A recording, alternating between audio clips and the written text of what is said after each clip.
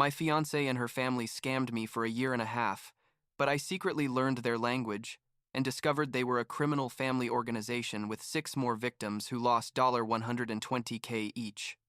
Now, the mastermind is serving 12 years in prison.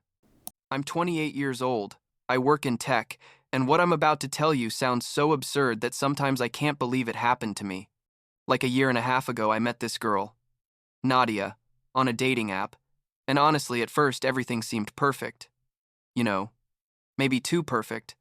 But I was so in love that I didn't see the signs that now are so obvious they make me want to bang my head against a wall. She was 26 years old, incredibly attractive, always said the right things, and I thought I had finally found someone I could build something serious with. My parents, David and Jennifer, were happy to see me happy after a couple of failed relationships, and basically everyone in my life thought Nadia was great because she tried really hard to make a good impression, which I now understand was completely calculated. The thing is that after like a year and a half of being together, I proposed. Yeah, I know, sounds fast, but at the time it felt right, and she obviously said yes immediately. I remember she cried and everything, and I thought those were tears of happiness. But now I wonder if she was crying because her plan was finally working, you know what I mean? Because literally days after I gave her the ring, she started with this idea that we should live with her family to save money before the wedding. At the time, it sounded reasonable, like, lots of couples do that, right? Plus, she said her mother, Ludmila, was very excited to get to know me better, and that it would be a good way to integrate as a family before the marriage. I was making good money at my job. I wasn't a millionaire or anything, but I had a decent salary in tech, and I thought it would be good to save up for a house or something. So I moved in with them. And that's where everything started getting weird. Nadia's family was from Eastern Europe. I'm not going to say exactly where because this went to trial and all that stuff, but let's just say it was a very different culture from mine. They lived in Fiancée, this big apartment but full of people. There was Nadia, her mother Ludmila, her brother or cousin or something, named Alexei, and sometimes other relatives would show up and stay for weeks. From day one, Ludmila was super intense with me. She hugged me too much, was always asking about my job, how much I made, what benefits I had, if I had savings, and I was like thinking she was just a curious mother-in-law. You know, trying to make sure her daughter was with someone stable. But the way she did it was uncomfortable, like very direct, no filter, and Nadia always said it was just her way, that in their culture it was normal to be that open about money. What really started to bother me was that they spoke in their language all the time. And when I say all the time, I mean all the time. I'd come home from work and they'd be in the living room speaking their language. They'd stop when I walked in, greet me in English, and then go back to their language. We'd have dinner together and they'd talk among themselves while I ate in silence like an idiot. And when I tried to join the conversation, they'd translate the bare minimum and continue. Nadia would tell me not to worry, that they weren't talking about anything important, just boring family stuff, but something in my gut told me that wasn't true. I started noticing how they looked at me sometimes, especially Ludmila, with this expression I can't describe well, but it was like calculating, you know? Like she was constantly evaluating me. About 2 months passed, and things got weirder. Ludmila started asking me for money. Not much at first, like $200 here, $300 there, always with some excuse that they needed to pay a bill or that Alexei needed something urgent. Nadia would tell me it was temporary, that her family was going through a rough patch, and I like an idiot would pay because I thought that's what families do, they help each other. But then the conversation started about combining our finances. Nadia wanted us to open a joint bank account, put my name on some properties the family supposedly had, and for me to help pay for certain investments that, according to her, would benefit both of us in the future. Every time I hesitated or said I wanted to think about it, she'd get super emotional, cry, say I didn't trust her, that if I really loved her there would be no problem sharing everything. That's when I made the smartest decision of this whole situation. Even though at the time I felt like a horrible, paranoid person, I decided to learn their language in secret. Yeah, I know. Sounds like something from a movie, but I needed to know what the hell they were saying when I couldn't understand. I signed up for online classes with a private tutor, Literally, I'd hide in my car during lunch break to take the lessons, and at night, when everyone was asleep, I'd practice with headphones. I told Nadia I was taking programming courses for a promotion at work, and she didn't even question why I was spending so much time with headphones in front of the computer. It took me like 4 months to get to a level where I could understand basic conversations. I wasn't fluent at all, but I could catch key words and the general meaning of what they were saying. And that's when I heard things that made my blood run cold. One night I was in our bedroom, supposedly asleep, but actually I was awake because I had insomnia, and I heard Nadia and Ludmila talking in the kitchen. They were speaking in their language, and I could understand enough to realize they were arguing about me. Ludmila was pushing Nadia about something related to time and bank, and Nadia was telling her that I still didn't trust enough, that she needed more time to convince me.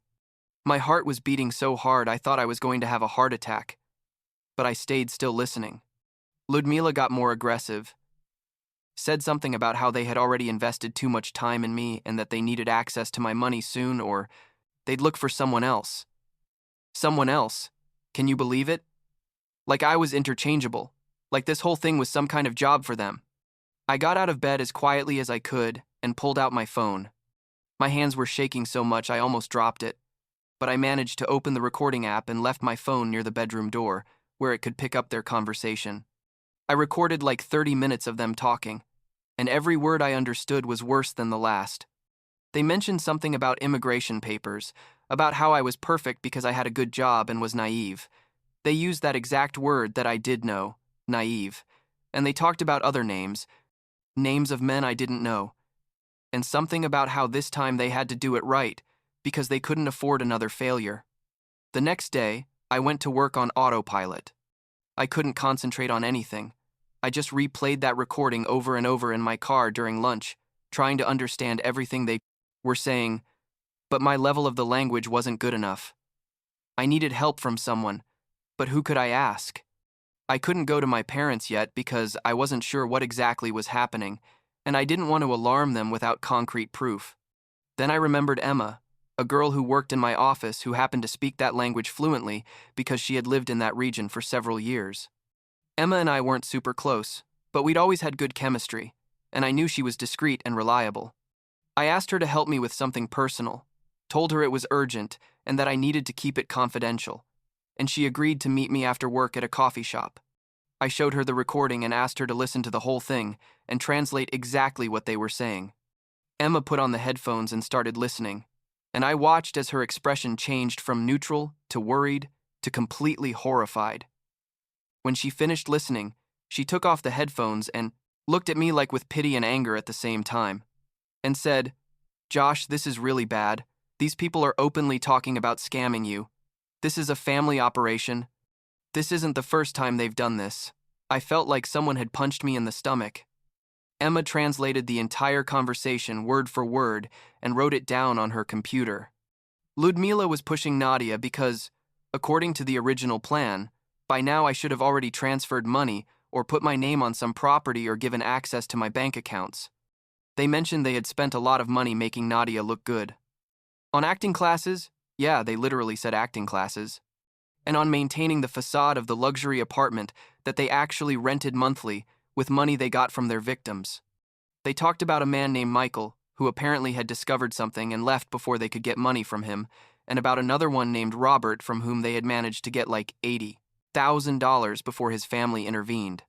They said that with me they had to be more careful because I was smarter than the previous ones, and that made me so angry. Like, I felt so stupid, but at the same time, these people had made this their job. They were trained for this, you know what I mean? Emma asked me what I was going to do, and honestly, I had no idea.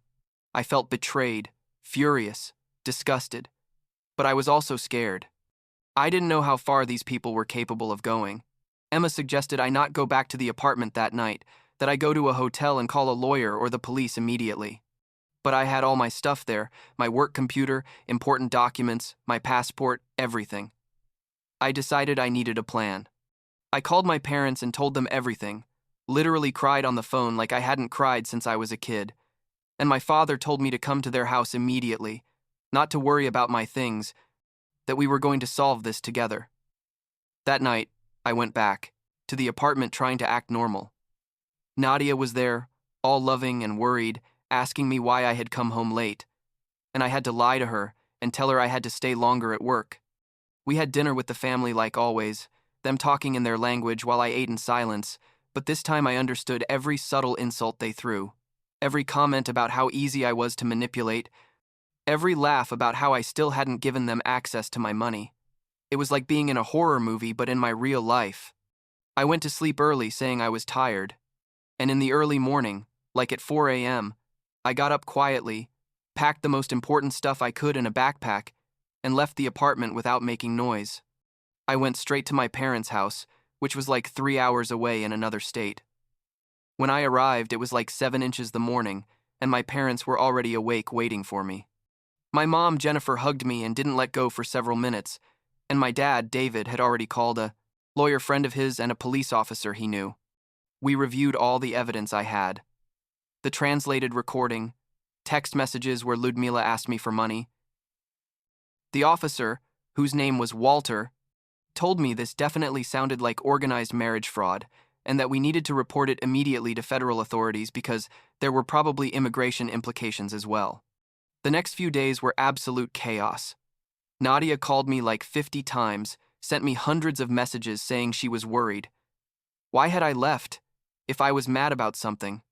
When I finally responded and told her I knew everything about their plan, that I had evidence and had contacted the police, she completely changed her attitude.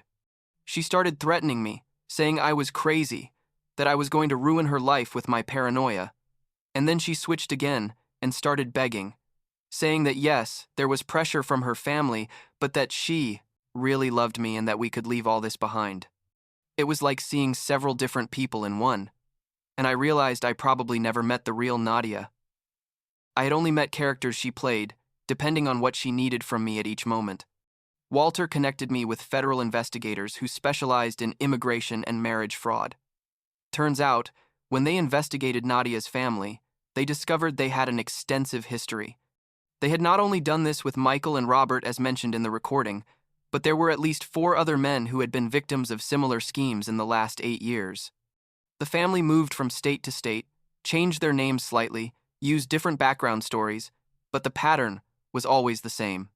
Nadia or some other woman from the family would meet a single man with a stable job, fall in love with him, pressure him to get married quickly, convince him to live with the family or combine finances, drain as much money as they could, and then disappear before authorities could catch up with them. The most disturbing thing was discovering that Ludmila was basically the mastermind of the whole operation. She trained the young women in the family on how to seduce and manipulate, gave them scripts for different situations, and handled all the logistics of the fraud. Alexei was in charge of the technical part, helping to forge documents and launder the money they obtained. It was literally a family criminal enterprise. They had files on computers with profiles of potential men, with notes about their personalities, their weaknesses, how much money they estimated they could get from each one. They showed me my own file, and it was devastating. They had notes about how I was sensitive, how I valued family, how I would probably give in if Nadia cried, all these things that made me feel completely violated and exposed. The legal process took months. I had to testify. I had to relive the whole experience over and over, in front of lawyers and judges. And other men, who had been victims, also testified, and hearing their stories was like hearing variations of my own.